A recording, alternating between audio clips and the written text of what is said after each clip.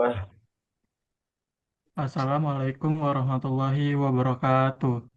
Waalaikumsalam Waalaikumsalam warahmatullahi warahmatullahi wabarakatuh. wabarakatuh. Pada kesempatan kali ini, kami dari kelompok satu akan mempresentasikan materi aljabar boolean pada mata kuliah matematika diskrit. Sebelumnya, perkenalkan kami dari kelompok satu yang beranggotakan saya sendiri, Eka Rizky Afrianto dengan NIM 25050909093. Selanjutnya,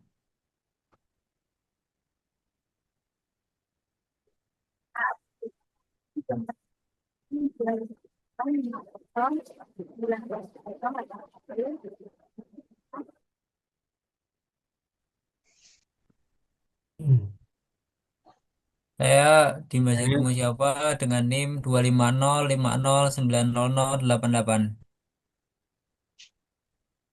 Eh, saya Rehan Fauzan Azima dengan NIM 25050909094. Saya Rukma Saputra dengan NIM 250509098. Saya Nadirin dengan NIM 2505090099.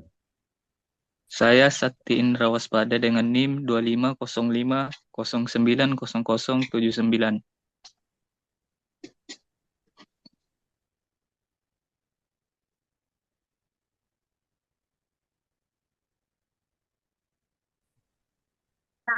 Pertama yaitu bentukan.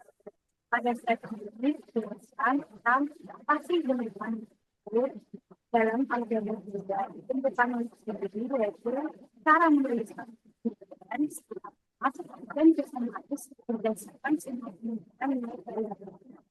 Kemudian ini bentukan pertama yaitu sum of product atau bersatu dan product of sum of product. SOT sendiri adalah fungsi boolean yang dituliskan sebagai penjumlahan dari beberapa hasil pertalian variabel. Contohnya seperti yang ada di yaitu f dari x, y dari z sama dengan x, dan y dan ditambah dengan x, y aksen dan ditambah X, Y, dan Z. Sedangkan POS sendiri adalah fungsi boolean yang diberikan sebagai perkalian dari beberapa hasil. Jadi variabel Y dari X, Y dari Z sama dengan huruf X ditambah Y berdasarkan Z. Dikalikan dengan huruf X ditambah Y aksen dan ditambahkan dengan Z. Dikalikan dengan huruf X ditambah Y aksen dan ditambah juga aksen. Dengan begitu, fungsi simbol yang didapat menjadi skala yang dan lebih tertulis. Kemudian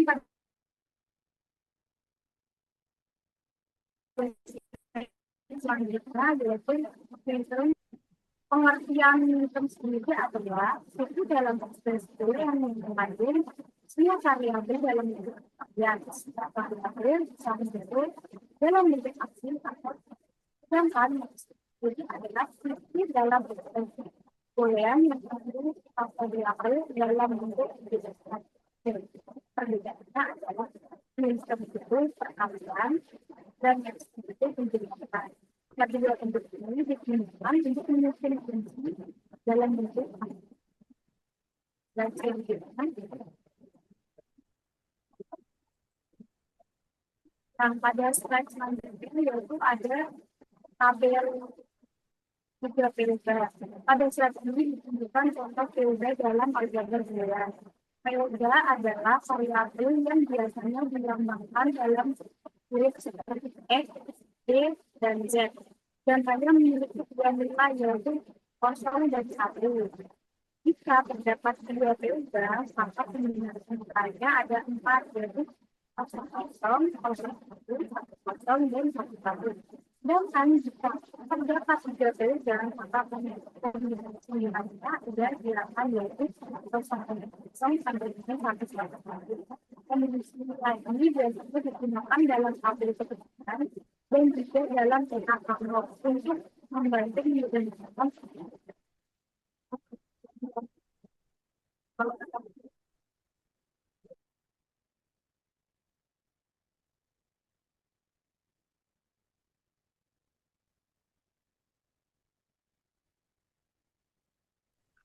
Kemudian ada bentuk SOP.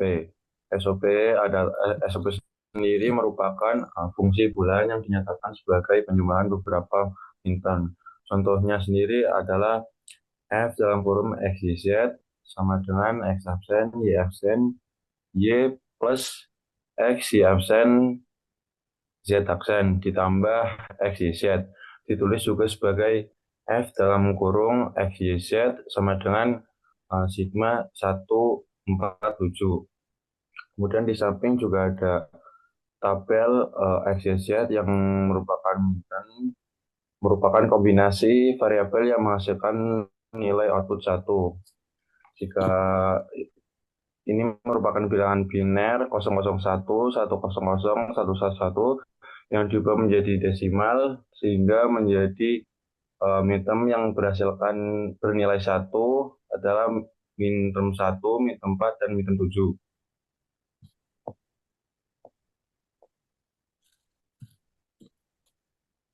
Kemudian ada bentuk POS. Bentuk POS adalah fungsi bulan yang dinyatakan sebagai perkalian beberapa term.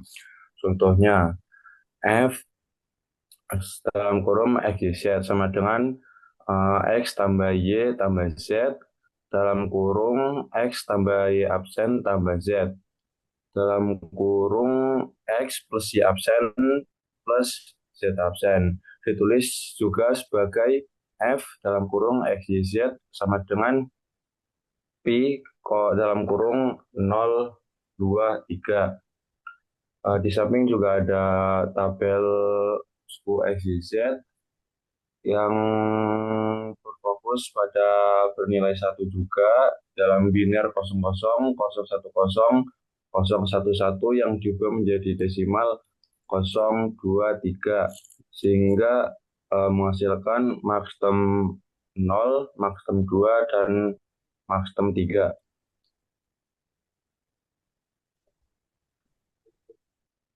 Selanjutnya kita masuk ke penyederhanaan fungsi boolean. Penyederhanaan ini dilakukan supaya bentuk fungsi logika menjadi lebih sederhana. Dengan bentuk yang lebih sederhana, jumlah operasi logika yang digunakan juga lebih sedikit. Hal ini membuat rangkaian digital menjadi lebih efisien dan tidak terlalu rumit.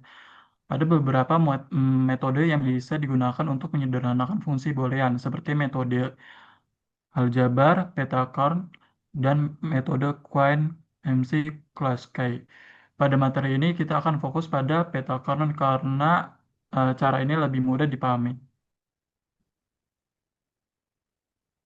Nah, peta Karnaug atau biasa disebut Keymap adalah metode grafis yang digunakan untuk menyederhanakan fungsi boolean. Metode ini berbentuk tabel yang terdiri dari beberapa kotak, di mana setiap kotak mewakili satu minter. Metode ini biasanya digunakan untuk fungsi dengan 2-4 variabel. Dengan menggunakan beta Karnaug, kita bisa melihat pola pengelompokan nilai dengan lebih jelas sehingga penyederhanaan menjadi lebih mudah. Oke, untuk selanjutnya ya, pada saat ini kita akan melihat secara spesifik bentuk dari peta Carnot.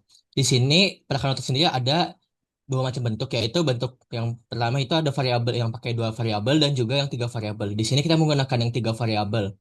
Untuk variabel yang digunakan di ini, struktur keymap ini menggunakan tiga variabel dengan logika yaitu X, Y, dan Z.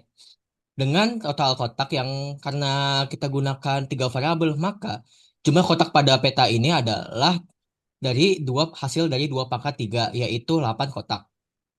Untuk posisi minternya sendiri bisa diperhatikan pada tabel nilai X membagi baris menjadi 0 dan 1. Sedangkan kombinasi Y, Z membagi kolom dengan urutan 00, 01, 11, dan 10. Setiap kotak mewakili posisi minter tertentu, berurutan dari maksen 0 sampai maksen 7. Next.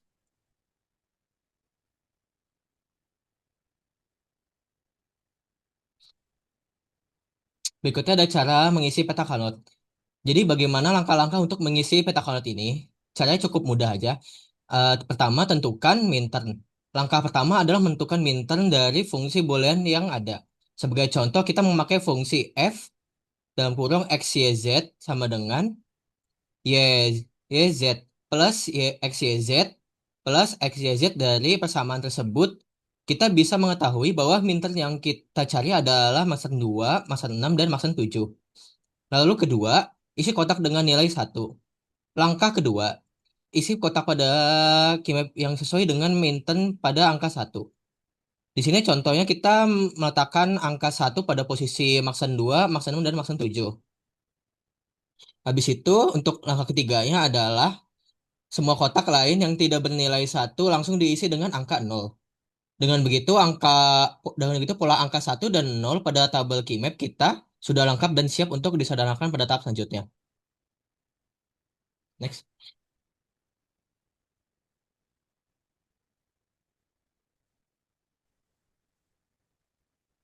Nah, selanjutnya tadi kan kita kan udah belajar banyak tuh mengenai main term dan max term dan juga di peta Karnaug. Nah, di sini kita juga akan membahas yang nggak kepala penting. Jadi pada slide ini kita akan membahas teknik minimisasi fungsi boolean dengan peta Karnaug. Nah, gimana sih caranya? Jadi kita tuh harus menggabungin kotak-kotak yang bernilai 1 dan saling bersisian gitu. Maksudnya bersisian tuh adalah letaknya bersebelahan baik secara horizontal maupun vertikal, bukan diagonal. Yang hanya samping-sampingan antara kanan atau kiri atau atas atau bawah.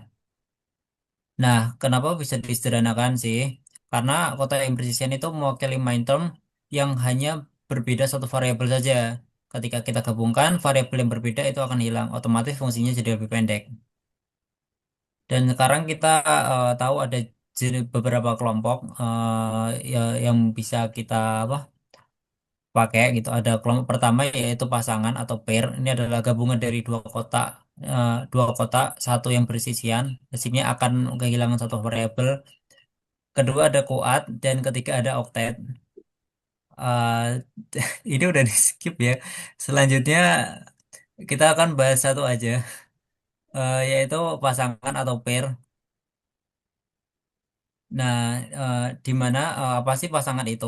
Pasangan adalah dua buah kotak dalam peta Karnaug yang bernilai 1 dan letaknya bersebelahan, baik secara horizontal maupun vertikal.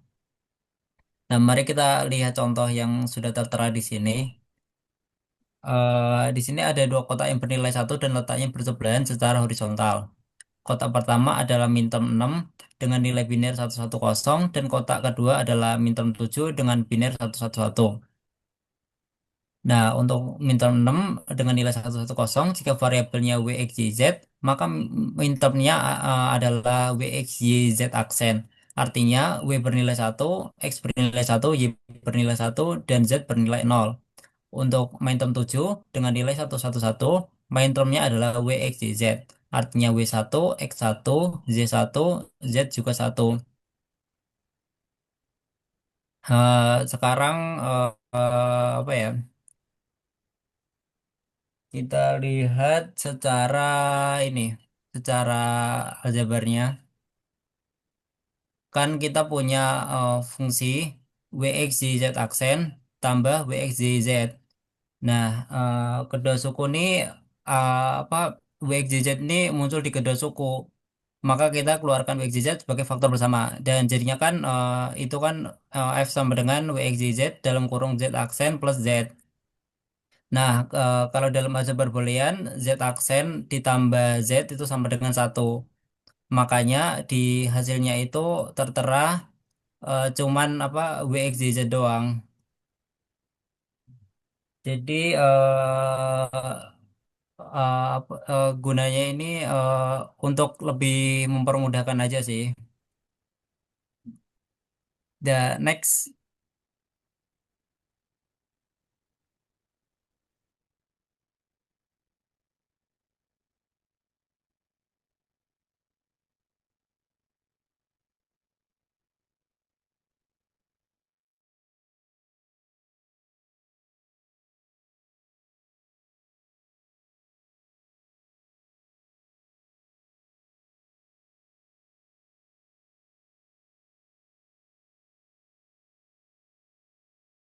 Mic-nya Mas Sekti. Iya. Di sini saya akan menjelaskan kuat 1 dan 2. Kuat sama dengan kelompok 4 angka 1 yang berdekatan pada peta Carnot. Karena 4 sel digabung, maka 2 variabel akan hilang dalam penyederhanaan. Bisa kita lihat pada gambar, terlihat 4 angka 1 berjajar secara aljabar ditulis F dalam kurung WXYZ sama dengan WXYZ prime ditambah WXYZ. Jadi jika disederhanakan F sama dengan WXY dalam kurung Z prime ditambah Z. Yang kedua adalah Z prime ditambah dengan Z sama dengan 1. Jadi hasilnya adalah F sama dengan WXY. Artinya variabel Z akan hilang karena ada Z dan Z prime dalam satu kelompok. Jadi intinya jika ada kuat dalam 4 sel, maka 2 variabel akan dieliminasi. Oke, selanjutnya tips menyederhanakan peta Carnot. Di slide tertulis beberapa tips penting. Yang pertama adalah kelompokkan angka 1 sebanyak mungkin. Gabungkan 1 yang bersebelahan supaya fungsi jadi lebih sederhana. Kelompok bisa seperti 1 sel, 2 sel, biar pasangan atau 4 sel kuat, 8 sel oktet. Artinya semakin besar kelompoknya, maka semakin sederhana hasilnya. Jadi cari kelompok terbesar dahulu. Urutan yang paling benar adalah oktet 8 sel, yang kedua adalah kuat 4 sel, yang ketiga adalah pasangan 2 sel, dan selanjutnya adalah sel tunggal. Karena kelompok besar menghilangkan lebih banyak variabel. Oke, selanjutnya kelompok harus berbentuk pangkat 2. Kelompok hanya boleh 1, 2, 4, dan 8. Tidak boleh 3, 5, dan 6. Jadi sel boleh dipakai lebih dari sekali. Kadang satu sel bisa dipakai untuk 2 kelompok jika membuat hasil lebih sederhana. Jadi contoh sederhananya itu, jika ada pasangan 1-1, hasilnya adalah XY. Jika kuat 1-1, 1-1, hasilnya X.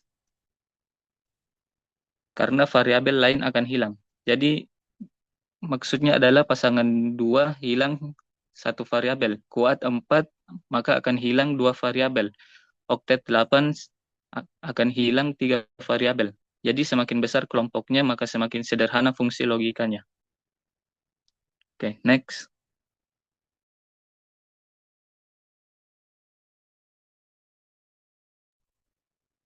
Jadi untuk kesimpulan dari semua yang udah kita bahas, yaitu fungsi boolean itu dapat ditulis dalam bentuk konanik, yaitu shop dan post. Bentuk ini membantu kita menyusun fungsi secara sistematis.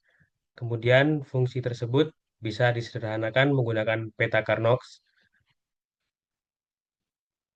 Dengan Keymap, proses menyederhanakan menjadi lebih mudah, cepat, dan jelas secara visual. Saya kembalikan ke moderator. Demikian presentasi dari kelompok kami mengenai aljabar boolean. Kami mohon maaf apabila terdapat kekurangan dalam penyampaian materi. Terima kasih atas perhatiannya. Wassalamualaikum warahmatullahi wabarakatuh. Waalaikumsalam warahmatullahi Waalaikumsalam wabarakatuh. warahmatullahi wabarakatuh.